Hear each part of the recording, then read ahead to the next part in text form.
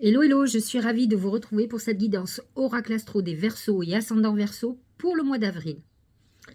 Lorsque nous démarrons la saison du Poisson, il réactive votre maison 2. C'est la maison de l'argent, du patrimoine.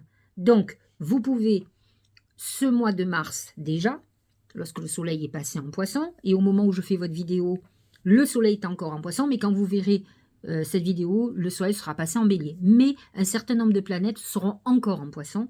Donc cette maison 2 est toujours très activée.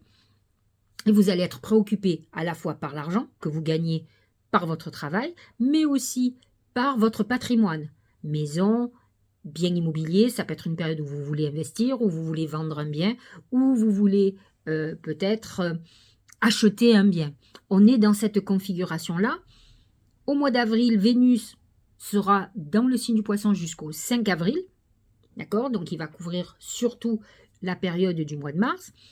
Par contre, la planète Mars sera en Poisson tout le mois d'avril et va vous booster dans votre créativité pour gagner de l'argent, pour trouver des solutions.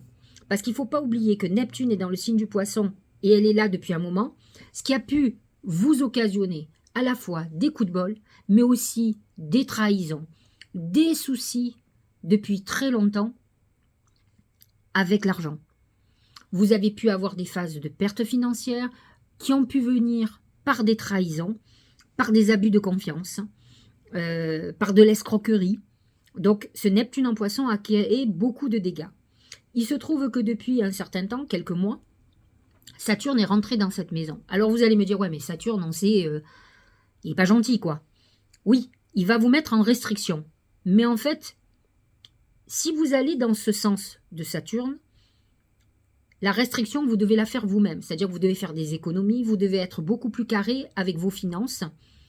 Parce que, bon, moi j'en connais pas mal, et beaucoup de Verseaux que j'ai connus dans ma vie étaient très dépensiers. Alors par période, hein, mais surtout très dépensiers. Et donc Saturne va vous obliger à respecter votre argent, ou en tout cas à l'organiser.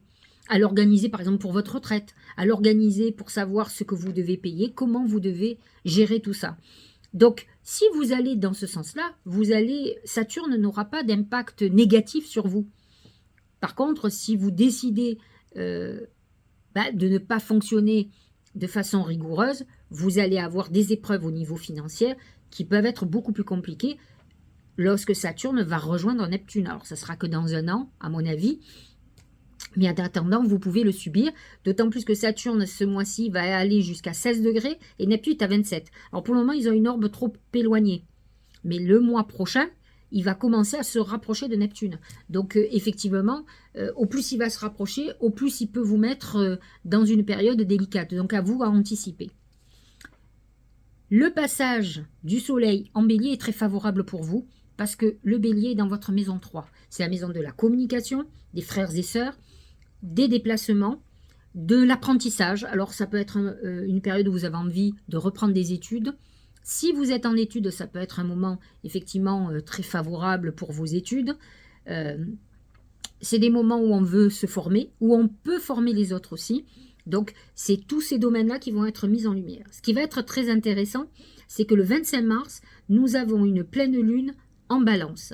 Elle est dans l'axe 3, 9. C'est l'axe de la connaissance, mais c'est l'axe aussi de la communication, que ce soit la communication, je vous parle, là je suis dans la communication, ou la commission spirituelle, c'est-à-dire l'intuition, le travail avec nos guides. Ce qui en donne une pleine lune très intéressante pour vous connecter à vos guides et demander de l'aide, de les demander de vous accompagner, de leur demander. Alors vous allez me dire comment on fait. Vous pouvez les écrire, ça vous aide à vous ancrer. Moi personnellement, je le fais quand je fais mes prières. Je n'ai pas obligatoirement besoin d'écrire parce que quand je suis connectée en prière, je suis très connectée, je le sens, je suis dans une vibration supérieure, je fais ce qu'il faut pour apaiser et pour monter en vibration, pour pouvoir entrer en communication avec mes guides. Donc c'est un bon moment pour que vous fassiez vos vœux. En tout cas, sachez-le. La deuxième période importante, ça sera le 8 avril à la nouvelle lune en bélier, complètement connecté sur cette maison 3, où là, aussi, vous devez faire des vœux. C'est des très très bons moments pour demander de l'aide, pour envoyer vos messages et pour en recevoir aussi. Hein. Donc, pour en recevoir, vous devez effectivement vous mettre en phase de prière ou de méditation. D'autant plus que Mercure est en bélier. Il y est le 25 mars, lorsqu'il va y avoir la pleine lune dans l'axe 3-9, donc lune en balance, soleil en bélier, Mercure sera déjà en bélier et sera direct, car il sera rétrograde qu'à partir du 1er avril jusqu'au 25 avril. 25 avril, il redevient direct. Donc, vous avez tout intérêt, effectivement, le 25, de faire vos vœux. Vous aurez Mercure qui va vous accompagner. Certes, il ne sera pas au même degré, je vous l'accorde, parce qu'il est en fin de signe du bélier, puisque le 1er avril, il est à 27 degrés. Mais par contre, n'empêche qu'il est connecté à cette maison 3, et donc il favorise l'intuition et la communication avec l'univers, nos guides, Dieu, donc la prière, la méditation, comme vous le voulez. Cette période, ce Mercure rétrograde, faites très attention à tout ce que vous devez signer. Ça peut vous renvoyer à des soucis administratifs ou autres du passé que vous devez régler. Mais faites très attention à votre communication. N'oublions pas que Mercure est en bélier et que vous pouvez vous trouver confronté à des conflits par des paroles malheureuses, par des défauts de langage. Donc faites très attention à ce que vous dites et comment vous le dites. Vénus est dans cette maison 3, donc ça peut vous permettre de faire une rencontre par les réseaux sociaux, par le biais de vos amis, en acceptant des invitations. Vous êtes dans une phase de rencontre amoureuse, vous aurez du charme et vous aurez la facilité d'élocution. Vous séduirez votre auditoire comme savent faire les Verseaux. Ce sont des charmeurs. Ce sont des gens qui sont un peu, entre guillemets, égocentrés, qui aiment bien pavaner, briller, comme le lion. Alors, à moindre mesure, mais en tout cas, ils aiment bien. Les planètes en taureau sont positionnées, bien sûr, dans votre maison 4. Le taureau n'est pas vraiment en harmonie avec vous, mais en tout cas, il représente le foyer. Donc, ce soleil qui va rentrer le 19 avril dans le signe du taureau va mettre en lumière le foyer, la famille, votre lieu de vie. Et donc, vous pouvez être dans une période très importante. Jupiter est dans cette maison et donc peut vous permettre de faire un achat ou une vente immobilière, par exemple. C'est un moment où on va récolter de l'argent, mais qui est quand même pour la famille, pour le foyer, par rapport... Ça peut être, si vous travaillez en famille, effectivement, une période où votre femme, vos enfants, votre fille, votre fils, si vous bossez ensemble, va être, source de revenus et de rentrées financières. Donc c'est un mois plutôt intéressant pour vous. Pluton est dans votre signe, dans votre maison 1. Il va vous amener une transformation profonde. Il ne faut pas oublier qu'à une époque, il était en Capricorne, dans votre maison 12, qu'il a amené une transformation psychanalytique plutôt. C'est une période de psychanalyse, lorsque Pluton est dans la maison 12, où il y a un travail très important. Alors bien sûr, c'est toujours parce qu'on est en épreuve. Hein. Là, Pluton respire et maintenant va pouvoir faire vraiment la transformation parce que tout le travail psychologique a été fait en amont. Et donc Pluton va amener ce renouveau. Là, ça touche surtout les premiers décans, ceux qui sont de janvier, et plus particulièrement ceux du 21, 22, 23. Mais sachez-le, Pluton a une orbe d'influence de 8 degrés, donc tous ceux de janvier sont touchés par cette transformation de vie en globalité. Une transformation de vie qui va avec ce que vous êtes devenu pendant tout le travail de psychanalyse. Et donc aujourd'hui, une fois qu'on a fait tout le travail, on prend des décisions et on avance. Il y aura une pleine lune en Scorpion, qui est dans l'axe 4-10, là, amas de planètes en taureau, dans votre maison 4, où c'est le foyer qui va être peut-être primordial par rapport à vos ambitions, même si la lune en Scorpion en maison 10 vous amène quand même une nature qui a besoin de pouvoir, qui sommeille en vous, et qui fait que vous pourriez vous dire que le foyer vous empêche de réaliser vos ambitions. Réfléchissez bien, calculez bien. Allez, on va parler des oracles maintenant, ce qu'ils ont à dire et voir s'ils sont vraiment en accord avec ce que dit le ciel. Vous le savez, j'ai créé 2 oracles, et dont l'oracle magique du mar de café, le dernier, que vous pouvez acheter sur mon site, sur sylviecariou.com ou sur 13 Trèfle Édition. On est sur Etsy aussi, mais bon, par préférence, je préfère que vous achetiez sur nos sites à nous. Le palais, bah ouais, c'est cette maison 4. c'est la famille, c'est le foyer, le palais, c'est le lieu où on vit, c'est un bien immobilier. Hein, donc ça peut être aussi des locaux nouveaux, professionnellement parlant, mais c'est le palais qui représente votre mois d'avril, donc la famille, le foyer, la maison.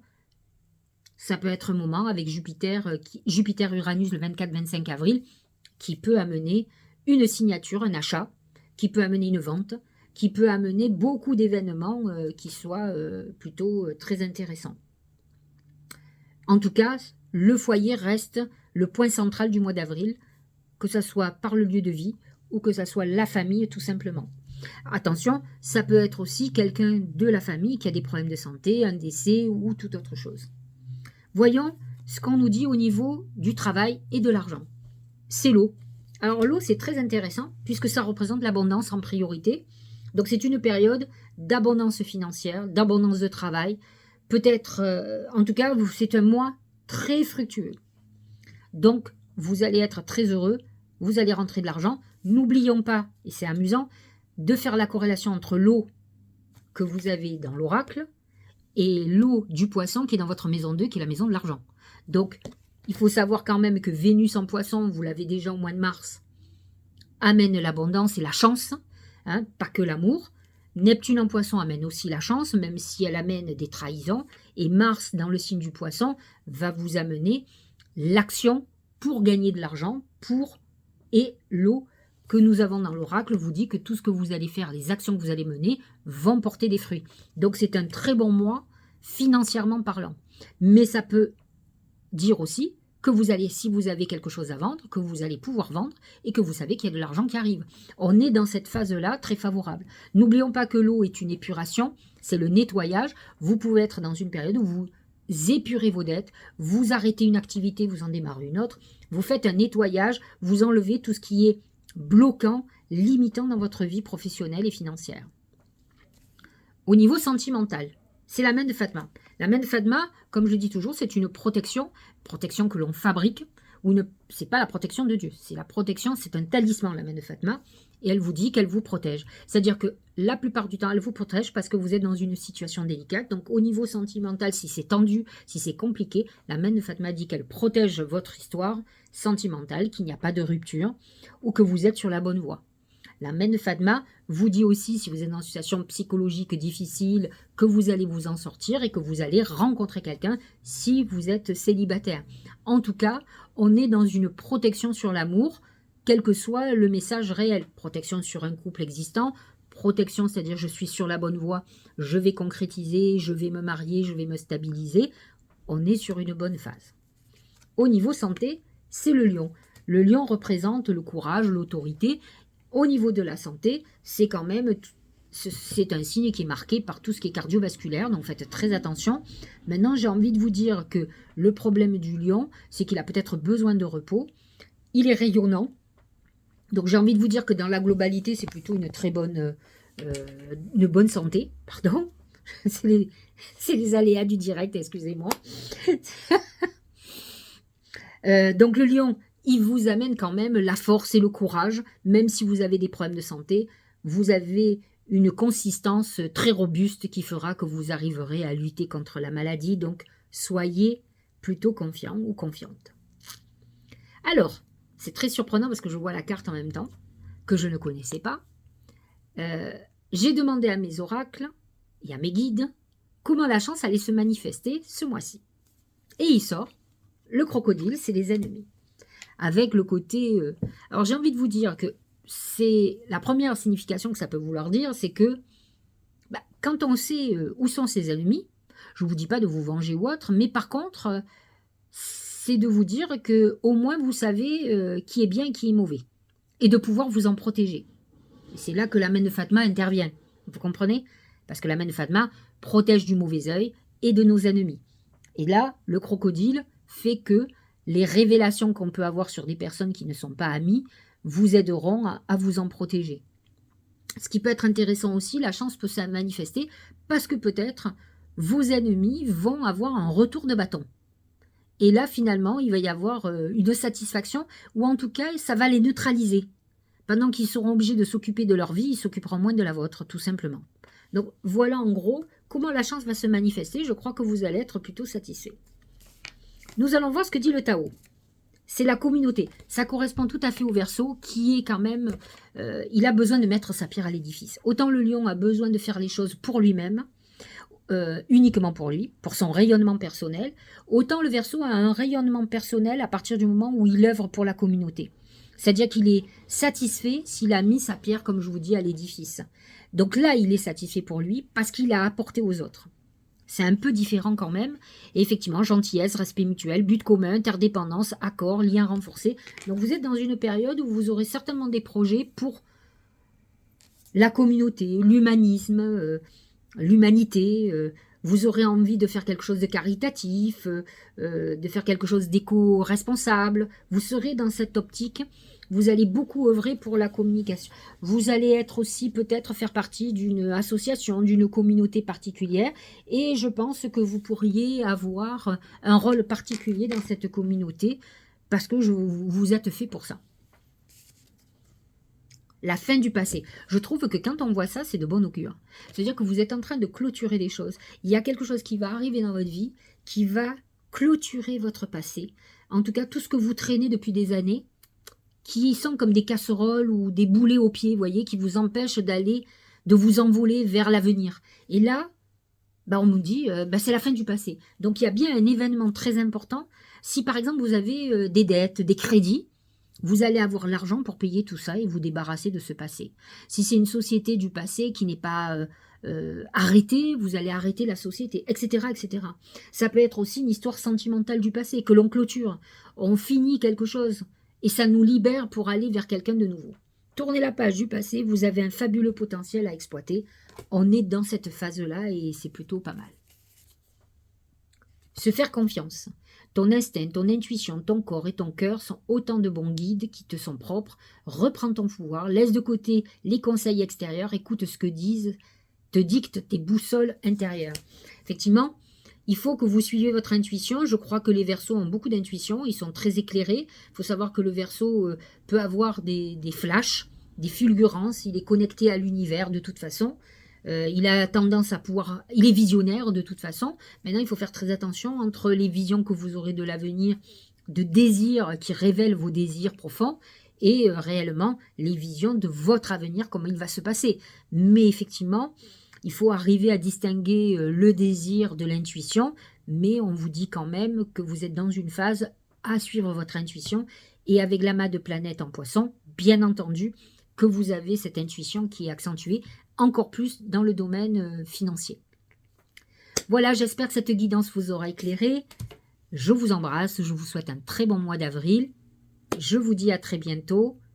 Et puis, joyeuse Pâques. Je crois que je ne l'ai dit à personne, mais je vais vous le dire à vous.